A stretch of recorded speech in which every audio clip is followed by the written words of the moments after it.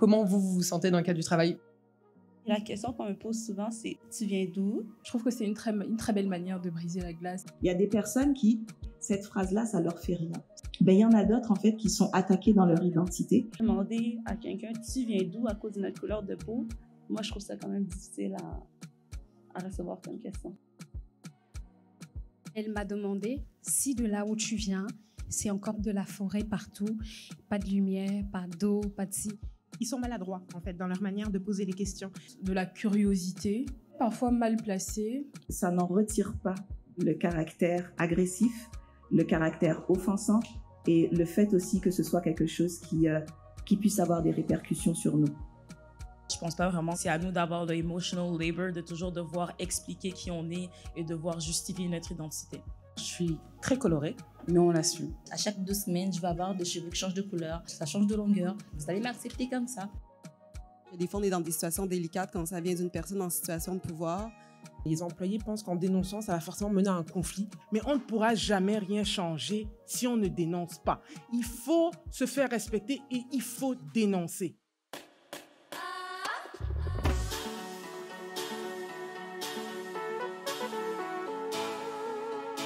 Say yo, Jay Mali, read him up.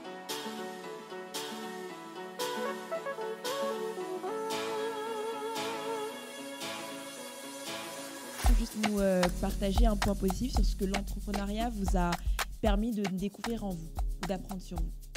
Sentir qu'on peut avoir un impact, c'est vraiment incroyable. Et là, je suis dans un environnement où je ne vis pas de microagression. Je suis dans un environnement où je peux commencer la journée en parlant d'une partie de mon identité, parler de mon histoire familiale, puis je suis comprise. Je n'ai pas besoin d'être sur la défensive.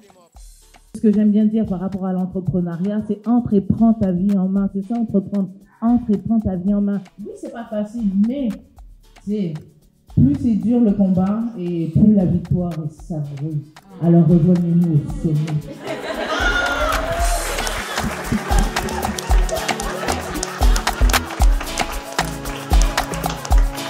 Merci beaucoup, mesdames, pour vos réponses hyper pertinentes.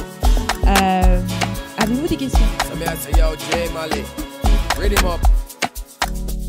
I invite our next panelist, Sonia Kwame, Elsa Tanous, and Bibisha Mbimbi. Au vu des expériences que vous avez chacune dans vos domaines de RH, est-ce que vous pouvez nous dire sur quels critères est-ce que se basent les recruteurs pour faire une offre de salaire? Ça va aller déjà sur votre niveau de compétence. Vous devez déjà analyser quelle est la stratégie salariale de l'entreprise. C'est une conversation, c'est pas un interrogatoire de police. Je veux ça, au minimum c'est ça, on négocie. Les entreprises, elles vont pas juste recruter un profil technique, elles vont recruter une personnalité. Ça veut dire que quand je vais finir de regarder ton diplôme, tes compétences, que tout ça, ça va être bien beau, je vais me dire, c'est quoi son unicité ? En quoi il est la valeur ajoutée que je recherchais là dans mon équipe? Tu es ton premier blocage. Donc à partir du moment où tu es ton premier blocage, tu peux être aussi ton premier ennemi. Donc si tu es ton premier ennemi, bah, tu peux être ton premier ami parce qu'au final, c'est toi qui dois croire en toi. Tant que tu continues et que tu mets ton 100% dans ce que tu fais, éventuellement, les choses vont s'arranger.